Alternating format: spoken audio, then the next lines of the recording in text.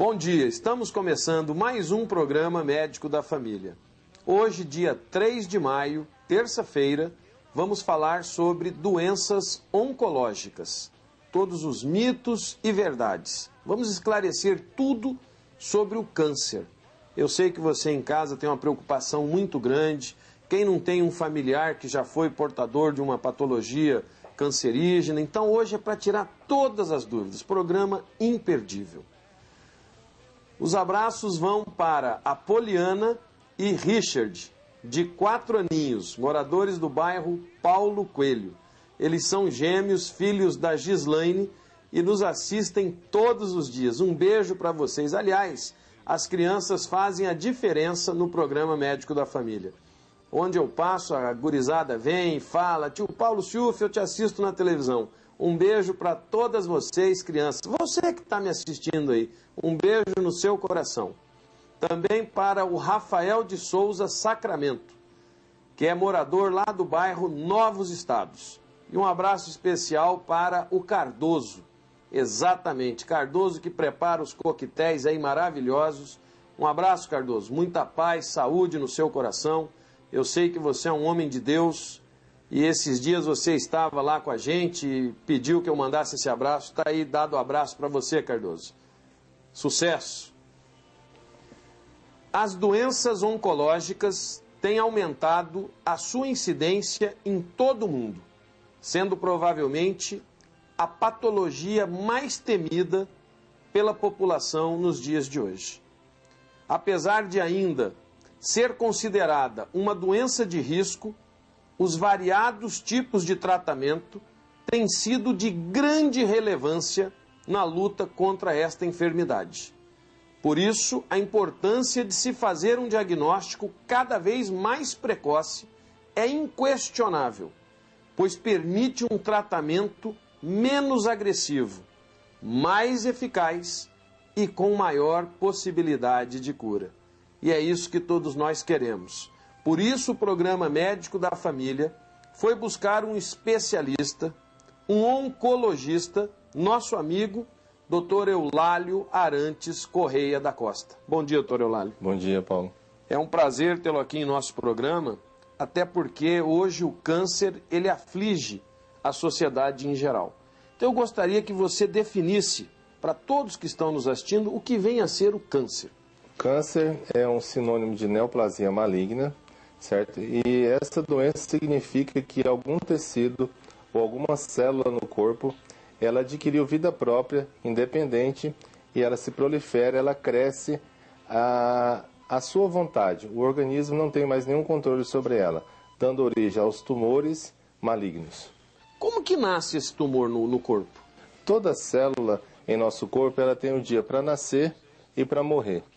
Por algum defeito o termo técnico para isso chama-se apoptose celular, né? Ou seja, o dia da célula morrer, né? Ela ignora essa mensagem: hoje é dia de você morrer. E ela continua a se proliferar e a crescer, dando origem a 1, 2, 3 milhões de células. E com isso nascem os tumores. Essa é a origem do tumor. Quer dizer, então, que nem sempre um tumor é um câncer. Não. Existem tumores benignos e tumores malignos. Os malignos... Todo tumor maligno é um câncer, mas nem todo tumor é um câncer. E qualquer pessoa pode desenvolver um tumor, um câncer? Sim, qualquer pessoa pode ter um tumor. Crianças, jovens, adolescentes, adultos, idosos. À medida que existem alguns tumores que são próprios da infância, certo? Por exemplo, retinoblastoma, leucemias, linfomas em alguns casos, mas à medida que nós envelhecemos, a célula também envelhece e a probabilidade de surgir um câncer, à medida que os anos passam, é maior. Qualquer pessoa, independente de ter ou não tido um caso de câncer na família, pode desenvolver um câncer? Sim, à medida com que os anos passam, em virtude de exposição a agentes nocivos, tais como os alimentos, radiação, né? Um exemplo típico é o câncer de pele. Né? E com o passar dos anos, em função da exposição solar e da cor da pele e o fato de não se proteger essa pele, ela invariavelmente com 40 ou 50 anos começam a surgir os tumores de pele. Quer dizer, então, aí seriam as causas. No câncer de pele seria a radiação solar. Especificamente o carcinoma basocelular, que é o mais frequente, né?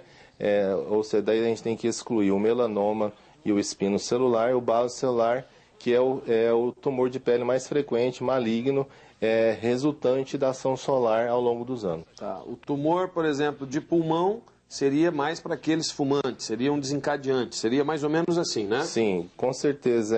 70% dos fumantes, com o passar dos anos, a partir da quinta ou sexta década de vida, eles com certeza eles vão desenvolver algum tipo de tumor, ou no aparelho, no trato respiratório, ou até mesmo digestivo ou urinário, decorrente da ação do fumo e seus componentes. Tá. Quais seriam as causas principais, externas, internas? Como que daria para a população poder entender, Eulálio? Assim, para resumir bem, em torno de 70% a 75% dos cânceres, eles são decorrentes de hábitos de vida. Quais seriam eles? Fumo, álcool, alimentação, exposição solar, certo? Então, se a gente for agrupar uma alimentação, um indivíduo que ingere muita bebida alcoólica, maior probabilidade dele desenvolver um câncer de boca, esôfago, estômago. Um indivíduo que fuma, nariz, boca, traqueia, brônquios. Então, a grande maioria, em torno de 70% dos cânceres, eles são decorrentes dos nossos hábitos de vida, certo? E uma pequena parcela são hereditários, no caso, como eu citei, o retinoblastoma na criança, né? E uma outra parte, infelizmente, ainda a medicina não sabe. Quais seriam os sintomas, por exemplo, que as pessoas poderiam estar buscando aconselhamento médico? O câncer, infelizmente, é uma doença silenciosa no teu começo, que é quando o profissional tem a maior chance de curar a doença. Infelizmente, ele é silencioso. Quando ele vem a se manifestar, como que ele se manifesta? Perda de peso, surgimento de algum nódulo em alguma parte do corpo, né? Alteração do ritmo intestinal, era uma pessoa que o intestino funcionava todos os dias, passa a ficar obstipada, certo? Ou então o contrário, ela funcionava normal, ou tinha tendência a ser obstipada, passa a ter diarreia, certo? Então todos esses são sintomas que a gente deve ficar atento. Sangue nas fezes é um outro exemplo, sangramentos de causas obscuras, você tem que ficar atento, entendeu? Então, tudo aquilo que foge ao padrão, eu costumo orientar os pacientes da seguinte forma: tudo aquilo que foge do habitual, nós temos que aprender a conhecer o nosso corpo, né? As mulheres, apalpar as mamas mensalmente, os homens, procurar ver a pele, o abdômen, se surgiu algum nódulo, alguma coisa assim. No caso específico do homem, o jato urinário, como que está? Está forte, está fraco, precisa levantar várias vezes à noite. Então, tudo aquilo que foge ao padrão habitual, tem que acender uma luzinha amarela e procurar o profissional da sua confiança. E aí o médico é que vai fazer a triagem, não é isso? Isso, ele faz a triagem de acordo com o sintoma de cada aparelho, de cada órgão acometido. E aí, se houver um indicativo, ele encaminha para o oncologista. Sim, via de regra o paciente já nos chega com o diagnóstico, né? Porque o colega, no primeiro atendimento, pede os exames pertinentes para cada caso, né? E então, vamos supor, está com dor de estômago, pede uma endoscopia, um exemplo, né? E assim por diante. E chega já para a gente com o diagnóstico para a gente dar início ao tratamento. Essa avaliação preliminar por um profissional especializado é muito importante porque o sucesso no tratamento começa ali, já no diagnóstico, entendeu? Doutor Eulálio, um nódulo pode se transformar em um câncer? Essa resposta o senhor vai nos dar logo após os nossos comerciais. É rapidinho, já já voltamos.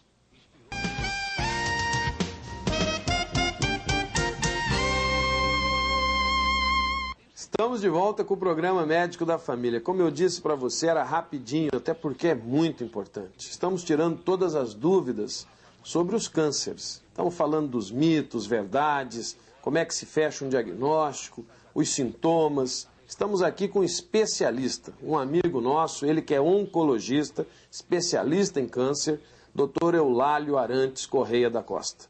Dr. Eulálio, eu lhe perguntei no bloco anterior e as pessoas no Mato Grosso do Sul inteiro estão esperando a sua resposta. Um nódulo pode se transformar em um câncer? Essa resposta ela não é muito fácil de ser dada, certo? Porque depende muito de como foi analisado esse nódulo, certo? Via de regra, o que é câncer desde o início. O que não é câncer desde o início. Existem algumas alterações celulares que são possíveis de serem detectadas nos exames, que já nos dão indícios de que aquilo é uma doença hoje benigna, que no futuro poderá ser maligna, certo? Então, hoje a medicina já dispõe de recursos que nos dá características celulares, dizendo se aquela doença é realmente benigna ou é uma doença benigna, potencialmente, que poderá evoluir para um câncer. Então, basicamente, os cânceres já são cânceres desde o início. Essa pergunta é porque a gente recebe cartas, e-mails de mulheres com nódulo mamário. E às vezes elas ficam na dúvida, porque faz o exame, às vezes faz a mamografia, a punção aspirativa e não dá câncer. Mas elas ficam ainda na dúvida, será que isso vai evoluir para um câncer ou não?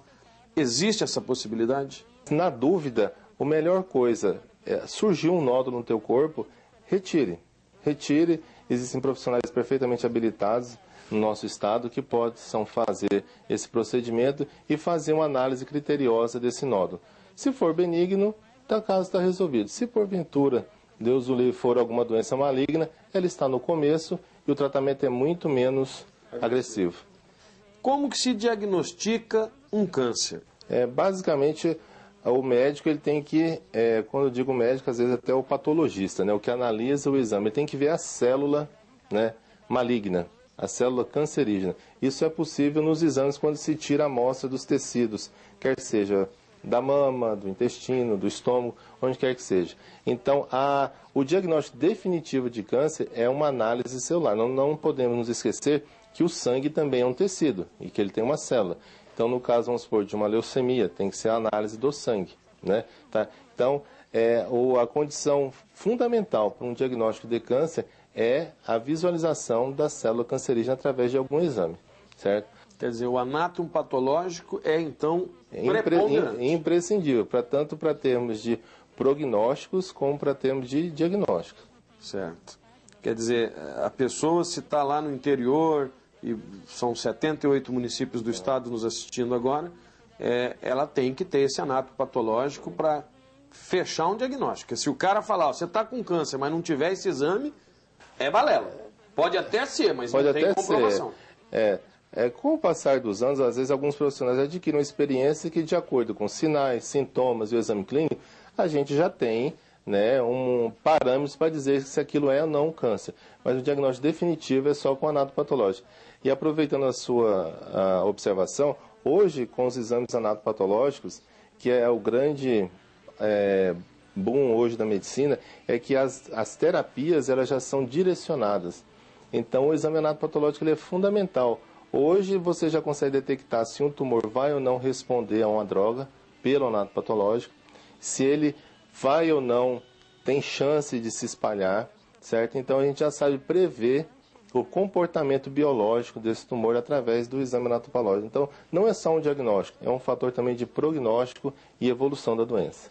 Todo câncer tem tratamento? Sim, com certeza.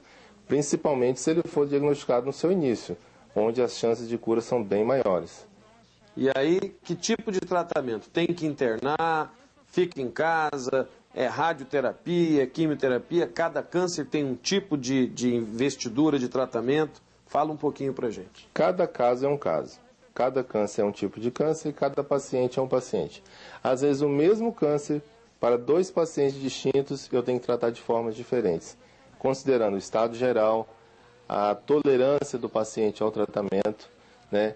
E hoje a gente pode abordar o câncer de várias formas. Tratamento clínico, observacional, quando infelizmente esse câncer está muito avançado, ou então a conjunção de praticamente todos. Cirurgia, quimioterapia, radioterapia, imunoterapia, vacinas. Então hoje o arsenal terapêutico ele é muito amplo na área de oncologia.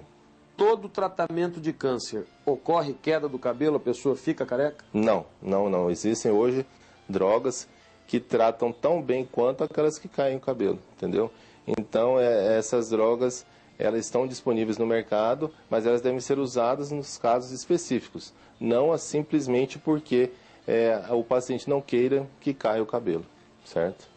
O organismo, ele também tem uma reação, ele se defende dessa célula cancerígena ou ele não consegue se defender e simplesmente só a medicação que vai agir?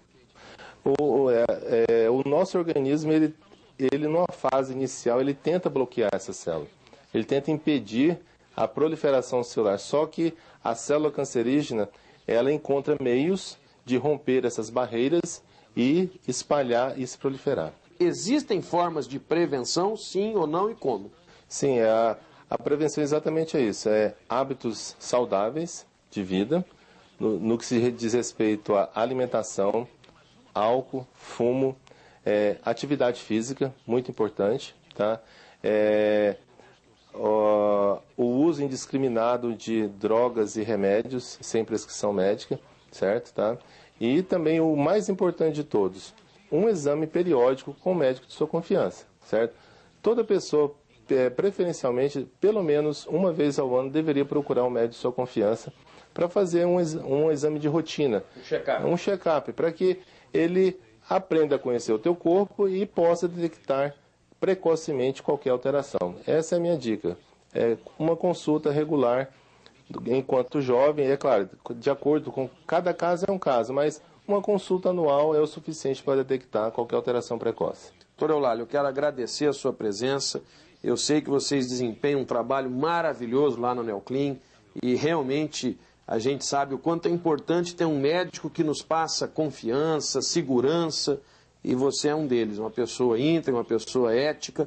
Então a gente quer parabenizar aqui de público e o programa está sempre à sua disposição. Nós é que agradecemos a oportunidade e sucesso cada vez mais para você no teu programa. Obrigado, Eulálio. E você que ainda tem dúvidas, críticas, sugestões, pode anotar aí os nossos endereços. O nosso e-mail, medicodafamilia@hotmail.com. Se quiser enviar uma carta pelo correio, escreva para Rua Independência 260, Vila Santa Luísa, o CEP 79005-260. É muito bom sempre estarmos aqui na TV Campo Grande, levando informações para que você possa ter a sua saúde como todos nós queremos. Sem doença, sem o câncer, sem nenhum problema. Porque o nosso compromisso é de fé e saúde.